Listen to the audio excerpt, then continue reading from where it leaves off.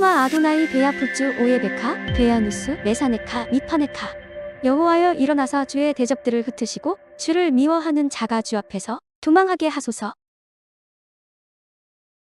샬롬 생각하는 성경 홀리아미입니다. 오늘과 내일의 말씀은 여호와의 절기에 대한 말씀입니다. 우리들은 어제의 말씀을 통해 하나님께서 기쁘게 받으시도록 제사를 드리려면 어떻게 해야 하는지에 대해 배웠습니다. 그리고 그 결과가 하나님의 계명, 율법을 지켜 행하는 것이라고 정리했습니다. 제사를 드릴 때 제사법에 맞추어 흠이 없는 제물을 드리는 것이 율법을 지키는 것이지요. 오늘의 말씀은 율법을 지키는 것의 연장선에 있는 말씀입니다. 곧 안식일과 여호와의 절기를 지키는 것이 율법을 지키는 것입니다.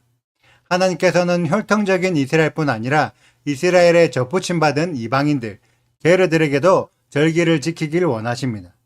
그런데 오늘의 말씀 안에는 이방인들도 절기를 지켜야 한다는 표현이 없습니다. 그래서 많은 교회들이 여호와의 절기는 이스라엘 사람들만 지키는 절기이고 이방인들은 지키지 않아도 된다고 가르치고 있습니다.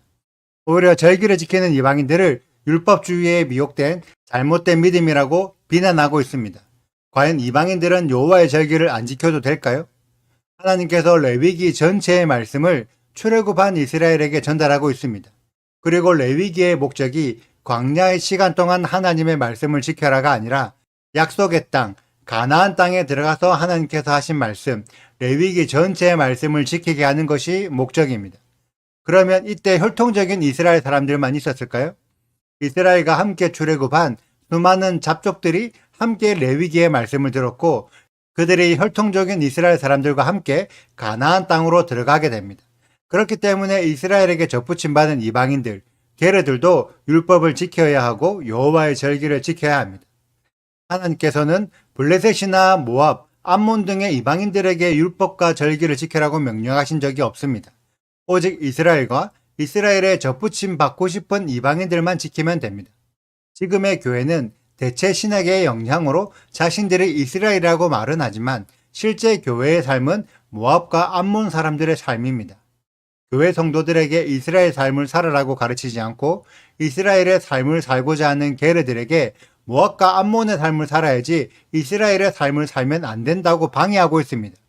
과연 하나님께서 이스라엘에게 접붙임 받을 자들이 모압과 암몬의 삶을 살고 있다면 좋아하실까요? 그래서 우리 이방인들도 이스라엘이 되고 싶다면 분명히 율법과 여호와의 절기들을 모두 지켜야 합니다. 이것이 분명한 성경의 가르침입니다. 이 부분을 알고 오늘의 말씀을 읽으셨으면 좋겠습니다. 오늘의 말씀에서 가장 먼저 나오는 절기는 안식일 샤밧입니다. 많은 신앙인들이 안식일이 여호와의 절기에 포함되어 있다는 것을 잘 모릅니다. 안식일은 여호와의 절기 중에서 절기이며 이스라엘에게만 주는 절기가 아니라 하나님께서 창조하신 모든 창조물들이 지켜야 할 창조의 절기입니다. 그래서 전 세계 사람들이 지키고 있는 달력의 기준이 원래는 창조의 시간을 기준으로 달력을 만든 것입니다. 그래서 달력을 사용하는 모든 인간들은 안식일 샤밧을 지켜야 합니다. 그리고 이 안식일 샤밧은 초림 예수아도 지키셨고 재림 예수아도 지키실 절기입니다. 그래서 여러분들이 예수아의 통치를 받고 싶다면 예수아께서 지키실 시간의 흐름 안으로 들어가야 합니다. 과연 재림 예수아께서 안식일 샤밧을 지킬까요? 아니면 부활을 기념한 주일을 지킬까요? 메시아는 여호와의 명령을 받고 사명을 감당하는 기름 부음 받은 자입니다. 그래서 메시아는 결코 여호와의 명령을 어길 수 없습니다. 이 부분을 명확하게 신앙의 중심에 새기는 우리들이 되어야 할 줄 믿습니다. 그리고 이어지는 절기가 유월절과 무교절과 초실절입니다. 여러분들은 이 세 절기 중에서 어떤 절기가 가장 중요하다고 생각하시나요? 대부분의 교회는 유월절 어린 양 대신 초림 예수아를 생각하며 유월절이 가장 중요하다고 생각합니다. 하지만 저는 유월절보다 무교절이 더 중요하다고 생각하며 성경의 기록은 유월절과 무교절에는 특별한 제사를 드리지 않지만 초실절에는 보리의 첫 이삭을 올려드리는 절기의 제사를 드려야 하기 때문에 초실절을 지키는 것이 아주 중요하다고 말씀하고 있습니다. 다만 초실절의 날짜는 고정된 날짜가 아니라 7일 동안 진행되는 무교절 첫째 날 성회, 그 다음 날이 초실절이기 때문에 무교절의 날짜를 알아야 초실절을 지킬 수 있습니다. 제가 한 가지 비유를 해보자면 운전면허 시험을 칠 때 차에 시동을 거는 과정이 유월절과 같습니다. 그런데 차에 시동을 걸 줄 안다고 해서 운전면허 시험에서 합격하지 않습니다. 정해진 코스를 운전할 줄 알아야 합격할 수 있죠. 이렇게 정해진 코스대로 운전하는 과정이 무교절과 같습니다. 그런데 운전을 하는 사람에게 가장 중요한 것은 운전을 할 수 있다 혹은 빨리 갈 수 있다가 아니라 사고 나지 않게 목적지까지 도착하는 것입니다. 아무리 운전면허증을 가지고 있더라도 사고가 나면 모든 것이 무용지물입니다. 이렇게 사고가 나지 않는 것이 초실절과 같습니다.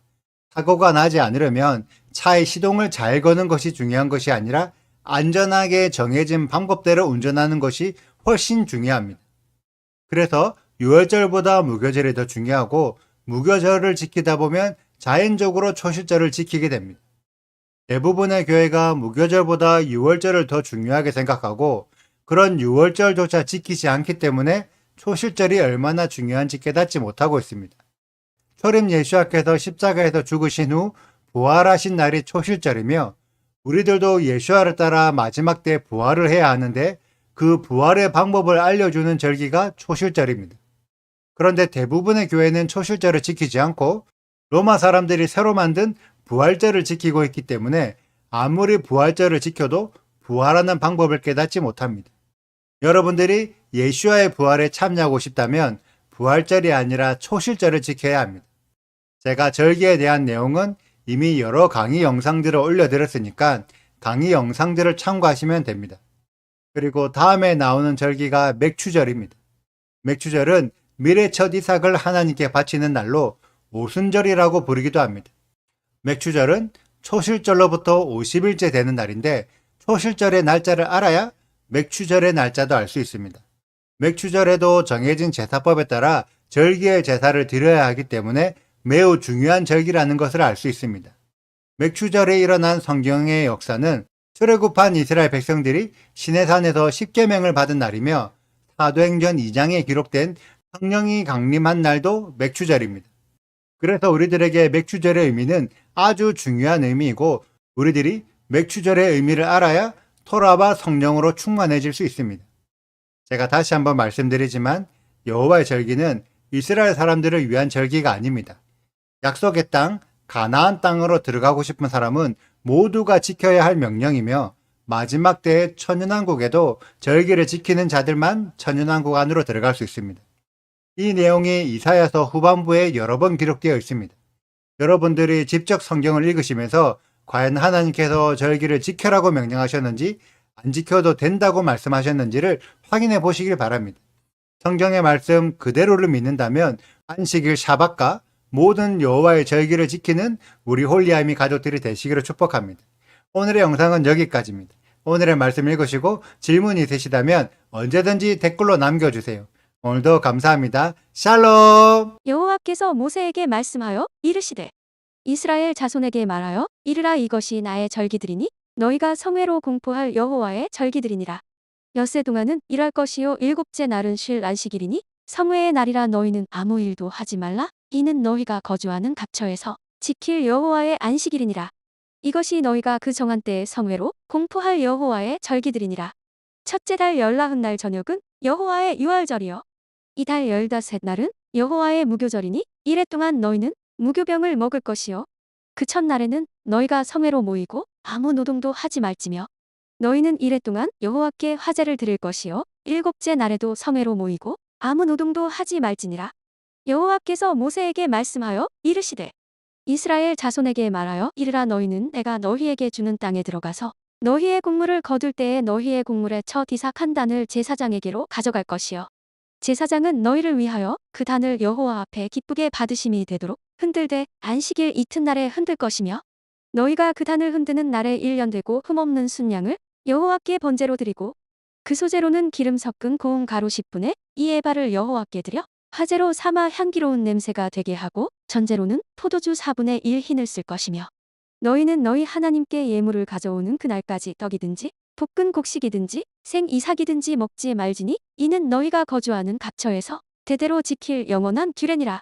안식일 이튿날 곧 너희가 유제로 곡식단을 가져온 날부터 세어서 7 안식일의 수효를 채우고 7 안식일 이튿날까지 합하여 50일을 계수하여 새 소제를 여호와께 드리되 너희의 처소에서 10분의 2의 바로 만든 떡 2개를 가져다가 흔들지니 이는 고운 가루에 누룩을 넣어서 구운 것이요 이는 처 휴제로 여호와께 드리는 것이며 너희는 또 이 떡과 함께 1년 된 흠없는 어린 양 7마리와 어린 수소 1마리와 순양 2마리를 드리되 이것들을 그 소제와 그 전제 제물과 함께 여호와께 드려서 번제로 삼을지니 이는 화제라 여호와께 향기로운 냄새며 또 순염소 하나로 속죄제를 드리며 1년 된 어린 순양 2마리를 화목제물로 드릴 것이요 제사장은 그 처 시삭의 떡과 함께 그 2마리 어린 양을 여호와 앞에 흔들어서 유제를 삼을 것이요 이것들은 여호와께 드리는 성물이니 제사장에게 돌릴 것이며 이날에 너희는 너희 중에 성회를 공포하고 어떤 노동도 하지 말지니 이는 너희가 그 거주하는 각처에서 대대로 지킬 영원한 규례니라.